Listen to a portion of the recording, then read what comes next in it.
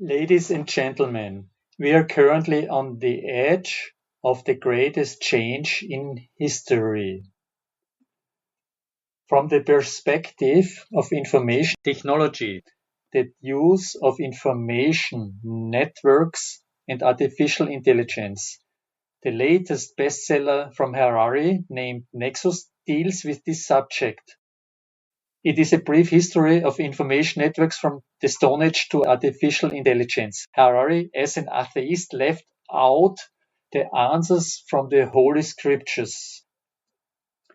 And here in this presentation, you will hear how we can obtain notes from the Holy Scriptures, also from mythology, which have no expiration date. Everything has an eternal validity. You will learn more about the 4 exiles that are conveyed to us from ancient Jewish knowledge. Stay tuned. Ladies and gentlemen, this presentation is about the question information networks, servitude or salvation. I will start with Russell Einstein Manifesto from the year 1955, when they were running the nuclear bomb project. They made this statement: we appeal as human beings, the human being, remember your humanity and forget the rest. If you can do so, the way lies open to the new paradise. If you cannot, there lies before you the risk of universal death. And Harari claimed this is true of artificial intelligence too in his book Nexus. Following topics in the presentation, and in green you see information based on ancient Jewish knowledge. First, I will start with a number of highlights out of the book of Harari, the newest bestseller named Nexus. And Harari is a great analyst, but for him is religion, God, spirituality only a mental construction of the human beings. And this presentation is dealing with a deeper understanding of the religion of God, the relation to God, to eternity, and what can teach us this ancient Jewish knowledge. Then some remarks about the language of the Bible and myth, about Egyptian bondage, and the ancient Jewish knowledge knows about 4 exiles. The first exile, the Babylonian confusion of languages. The second is the Persian, and here we talk about half the truth. The third exile is the Greek exile. It's about expansion and separation. The Roman exile is about submit to the law. And finally, we end up with animal state or paradise. Now we will step into the book of Harari, and here he has shown us the information networks from the past. This is the human to human chain, the human to document chains, and the new networks are computer to computer chains. We see this in Facebook and TikTok, and finally the computer to computer chains. Computer development has so far taken 80 years, and now we are on the edge of the biggest impact to human beings and to the world, let's say. Data centers alone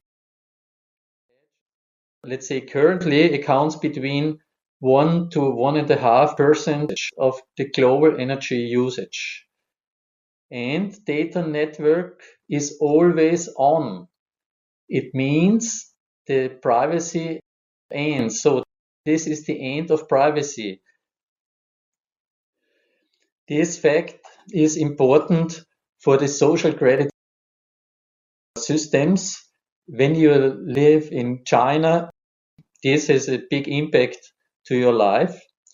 And everybody has some experiences made, I guess, with the dictatorship of the likes. And decisions are made by computers and algorithms in Facebook, in YouTube and TikTok. And what does it mean? So Facebook and other social media platforms flooding the world with fake news and outrage. It's a maximizing user engagement. This is the goal of the algorithm, finally the company or the industry, but not the goal of humans. And Harari mentioned practical people who believes themselves to be quite exempt from any religious influence are usually the slaves of some myth maker. And it is important to know the intercomputer entities will probably be the base for future civilizations. But the fact that computers collect empirical data and use mathematics to analyze it doesn't mean they cannot launch their own witch hunts. And therefore, Harari said, if we don't get rid of the bias at the very beginning, computers may well perpetuate and magnify it. And Harari sees one of the very important facts that there are self-correction mechanisms around. We have it in the democratical systems, but in the totalist systems, the centralization, therefore, these totalist systems are very poor or they have no self-correction mechanisms, and therefore it's dangerous for these totalist systems. But finally, it impacts the world. Some remarks to the language of the Bible and the myth. Everybody knows the story of the paradise, that there are the tree of knowledge and the tree of life. And from the old Jewish knowledge, especially from Friedrich Weinreb, he has shown us that these two trees, they have a special relation. And the Hebrew writing, the Hebrew letters are not only letters, every single letter is also a number, and therefore you can count the words with numbers.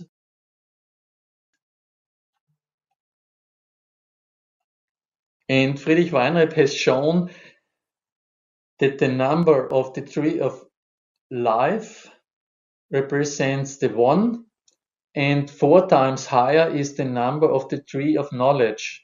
You have a relation 1 to 4, and from the ancient knowledge we know that the 4 stands for the material world. And we have this relation 1 to 4 with us every day. If we look at our hand, we have the thumb, and you can hardly grasp without the unity. You can hardly understand the world or have real understanding of the world without unity. And the Bible, all the stories of the Bible are telling us what's going on when we are losing the relation to the unity to God. Finally, the women was seduced by the serpent. And this was not an event from the past, or not the women was the problem, because the Bible and all the Holy Scripts describing the inner world, my personal inner world. We find in us the female and the male aspect, and the female aspect from the old Jewish knowledge stands for the physical body, for the materialized world, for the sensorical perceptions, and all we create out of these sensorical perceptions, and only this part can be seduced by the serpent. And this was the reason. So we eat from the tree of knowledge not only once in the Garden of Eden, we do this nowadays the whole day long, and as long we do it, we kick us out of paradise again at every moment when we eat from the tree of knowledge. So the expulsion from Garden Eden is something we see around in the world, because this causes, the tree of knowledge causes war and destruction. There is another story in the Bible, the flood, most of the time also misunderstood. The ancient Jewish knowledge is showing us that water stands for the time, because the time is going away like a river, and everybody has the experience. If he running a project, he has a full time schedule. That time is purging him. The purging of time, or the purging in time, is the flood. And you can step into a number of videos to hear more other details about these issues. But these videos are German videos, and they have all of them English captions. The videos, they have numbers. You see the minutes where you can step into this video, and there is one video with a German title. You see here the abbreviation Apocalypse im Gespräch. It means the revelation under discussion. The ancient Jewish knowledge knows about the 4 exiles. I will show later. And we hear about the destruction of the temple.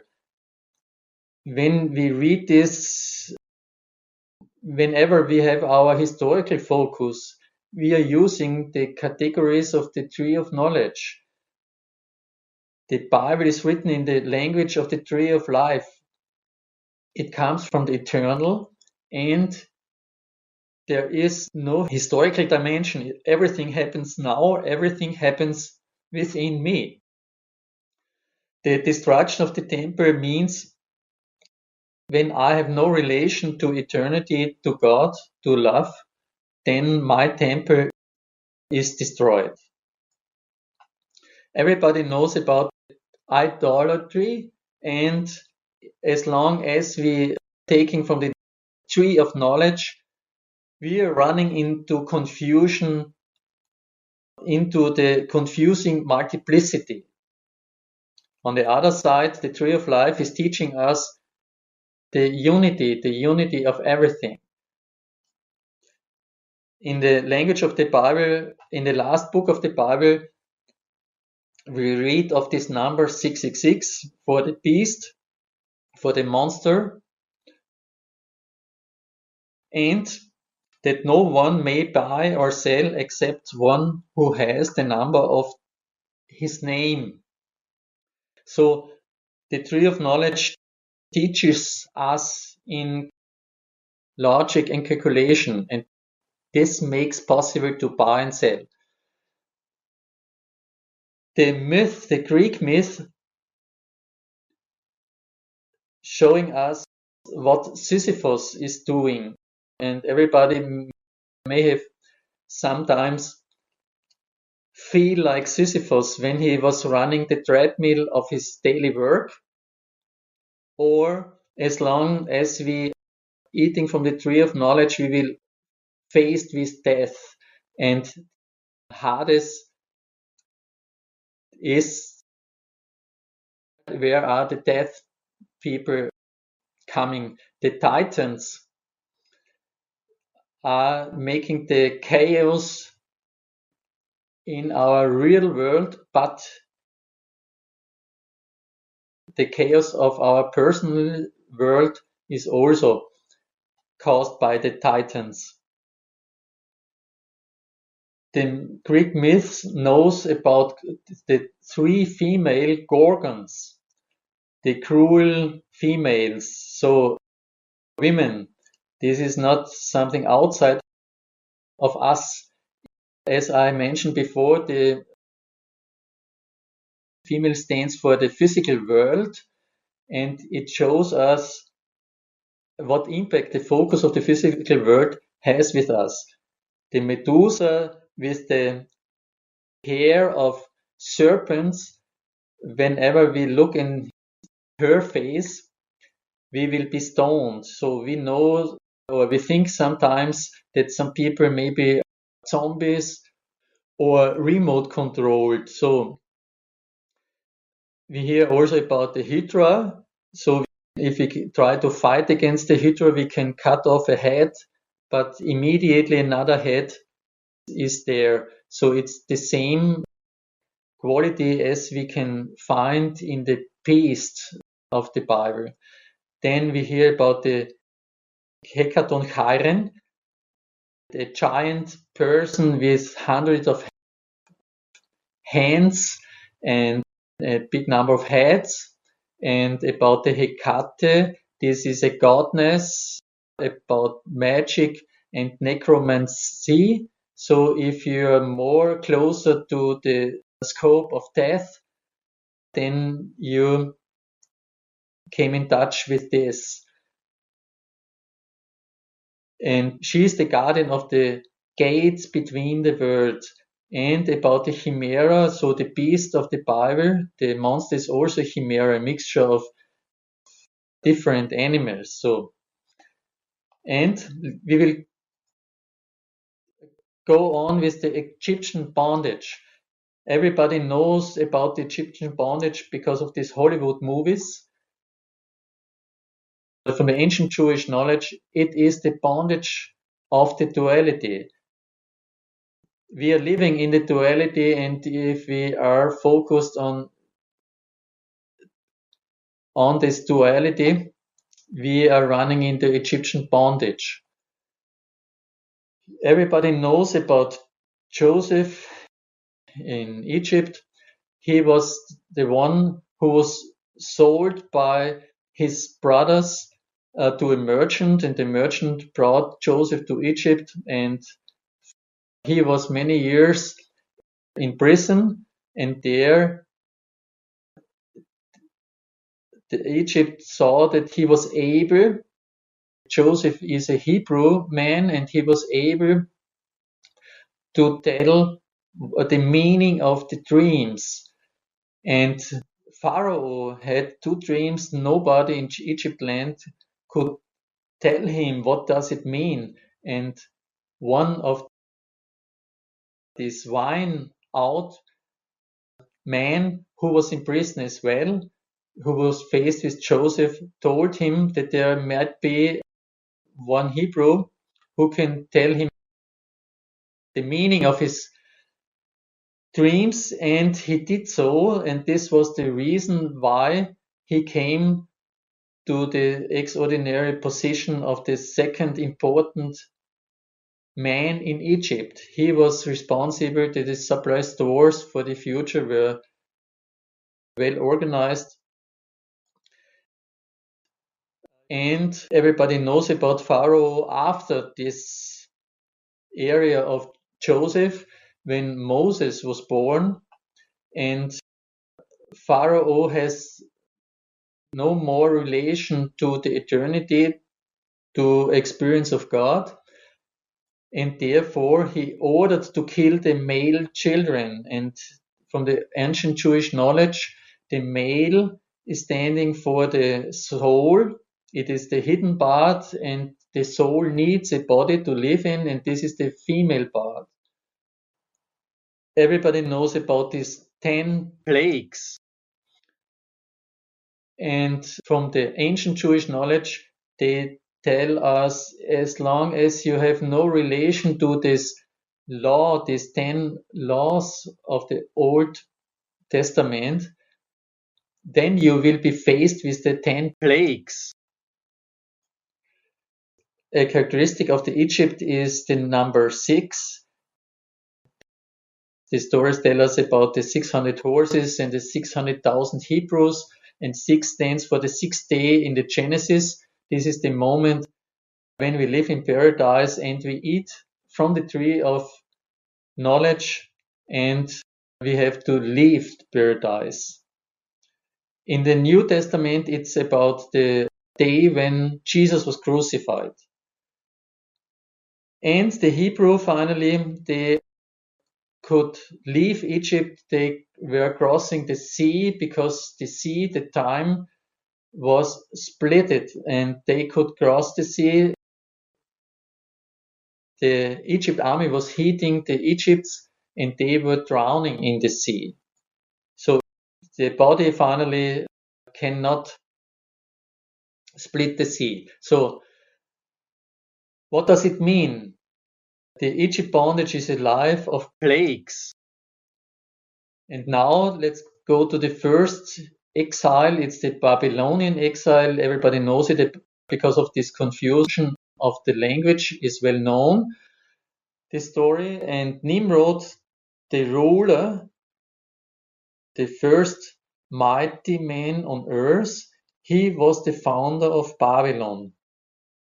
And the Tower of Babel, from the ancient Jewish knowledge, symbolizes the attainment of heaven by earthly means.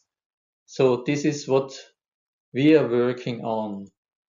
In the Bible we can read, then they said, the Babylonians, come, let us build ourselves a city and a tower whose top reaches to the heavens, and let us make a name for ourselves, lest we be scattered over the face of the whole earth. But the reaction of the Lord was, and the Lord said, behold, the people is one, and they have all one language, and this they begin to do, to build the Tower of Babel, and now nothing that they propose to do will be withheld from them. So the confusion of the language was the result. It is the first exile, the destruction of the temple. And what does it mean? Defined goals are not achieved. And the second exile teaches us about half the truth. It is the Persian, the media exile. And from the ancient Jewish knowledge, it is the man is split, is divided. The king, Achashverosh, in Hebrew, it is Xerxes, the ruler. He rules over 127 countries. This we can read in the book of Esther in the very first chapter. And from the ancient Jewish knowledge, we know the word king written in full Hebrew has the value 254, so 2 times the number of countries.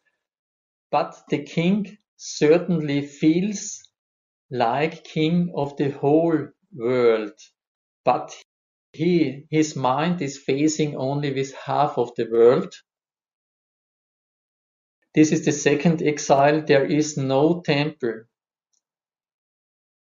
And why he is facing only half of the world? Because he has no relation to eternity, to God.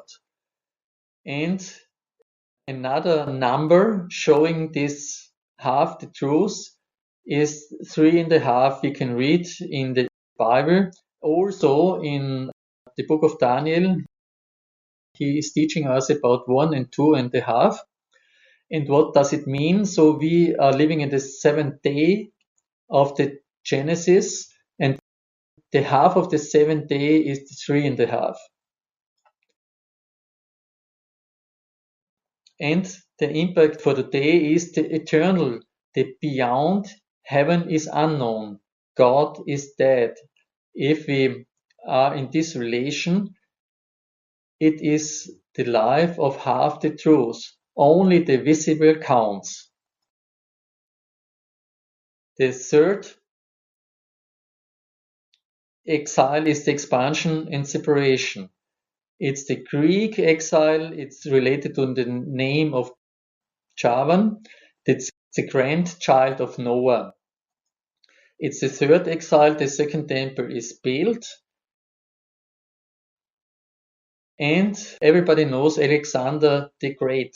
And everybody knows the story of the node in Gordon. So the Gordon node, and Alexander cuts the Gordon node with the sword.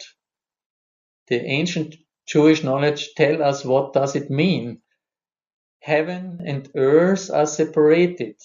No relationship to heaven. Separation of body and soul. Separation of this world and the hereafter. The action, the objects, because we are living in days where the objectivity is the most important feature our mind is providing. So in this moment we are losing the unity. So the action, the objects, the appearance is not longer understood. And the spatial boundaries dissolve. So the Christianity was spread all over the world, for example, and nowadays we see there is no border in time and space, except this we are rebuilding again. And it is the time of maximum of expansion. A fixation on the visible beauty. So the Greek artists are showing the beauty and not the real facing world. And what does it mean, the world of objects? Not knowing what guides life. Expansion and overemphasizes on the visible. The fourth exile submits to the law. It's the Roman exile. It means the man according to the law. It's the fourth exile, and it's related to the name Edom. This is the other name of Esau, the brother of Jacob. He got the name Israel, and the second temple is destroyed. We are determined by a faith in technology and science. The Bible is naming this what our way of living is a magic, is a kind of sorcery, because the real life is connected to eternity, can experience healing and mystery. Nowadays, we have no clue about mystery, and there is no healing except you have a recipe. Everything has a clear description in the language of the Bible. This is magic. Calculation and logic prevail. No love. And in this moment, we crucify Jesus. What does it mean? There is no perception to eternal life for God. The temple is destroyed. Science and technology determine our thinking. Finally, we'll end with some remarks about the animal state or paradise. There is a video number 8. You can step in. Animal state means the people are numbers only, everything is regulated, and there is no personal free space for moving and thinking. It has something to do with the Sorcerer's Apprentice. Everybody knows from the Hollywood movie with Mickey Mouse. But in this movie, at the worst moment, the master of sorcerer comes, and then everything is okay again. But nowadays, there is no master who can help us as long as we are taking from the tree of knowledge. We fail to achieve our non-charity goals. In the language of the Bible, this is the Leben. And the ancient Jewish knowledge, they talk about the superhuman, the man who thinks he can do everything. So it's the same as to build the Tower of Babel. And we know about Canaan. Canaan is another picture for the paradise, and we hear that we have to wipe out the Canaanites. There are a number of Canaanites named in the Bible, the Moabite, the Amorite, Midianite, and so on. It doesn't mean that we have to wipe out nations. It does mean that if you step deeper in the meaning of the word, then we see these are special behaviors in ourselves, and we have to wipe out this way of behaviors. And the Philistines are also one of these nations, and the Philistines, they are giants, and we know the story of Goliath, and we faced with giants as long as we are living in the forced exile, that science and technology is the real measurement. And then everything becomes, the technique becomes like giants. And we know from the Bible how we can win against Goliath. This can be done only by the one who is loved, by David. More details about the Canaanites you can see in these videos, and there are a number of different life concepts. We see this from the Hutter and the Amish people. They are not going with the development. They say, no, we will freeze our development in the past. And there are the hermit. They say everything what's going on outside is a seduction of the serpent, and I will go in my room, not go out. In the ancient Jewish knowledge, the rabbis are teaching us we are faced with the real world, and we have to be faced with the real world, but it is a matter of how we are thinking. What are our goals? And in the center of every decision, the love must be. Otherwise, we are running in the plurality. So thank you for your attention. Here again, the Tower of Babel. Some remarks about the books, my Facebook group, the YouTube channel, and my book of the Revelation of John, A Wonderful Awakening from Our Nightmare. Reviews. Thank you for attention.